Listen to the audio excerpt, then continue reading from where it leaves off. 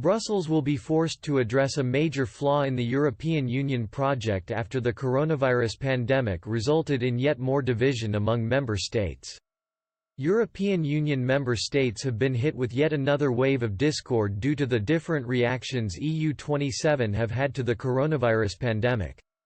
13 Eurozone members have requested Brussels agree to issue new temporary debt measures to tackle the pandemic.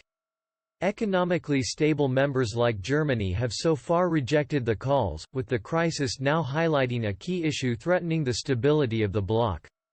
EU policy analyst Peter Klepp told t.h.r.e.a.t World, "I think we have to distinguish, on the one hand, the common currency, the euro, and on the other hand the European Union itself.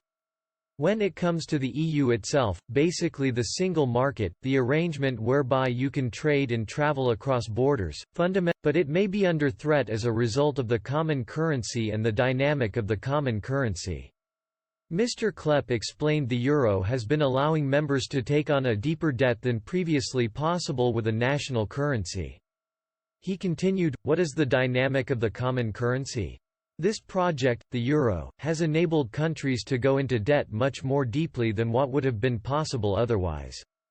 Italy, for example, would have ended up in trouble long ago already if it hadn't been for the euro, if it weren't for the extraordinary measures the European Central Bank has been taking since even before 2008.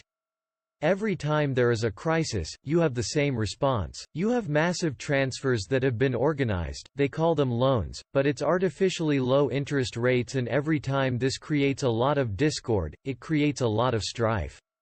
EU member states coping with a high number of COVID-19 cases, including founding members Italy and Luxembourg, have been urging fellow members to reach common ground and pull together to address the risks of the pandemic. EU finance ministers met virtually on Wednesday in hopes to reach an agreement, but the meeting only highlighted the deep split between northern and southern member states. Spanish Prime Minister Pedro Sánchez warned lack of action from Brussels could result in the bloc falling apart. 13 members have asked the bloc give the go-ahead for all members to share debt caused by the coronavirus pandemic in the form of euro bonds, also dubbed corona bonds.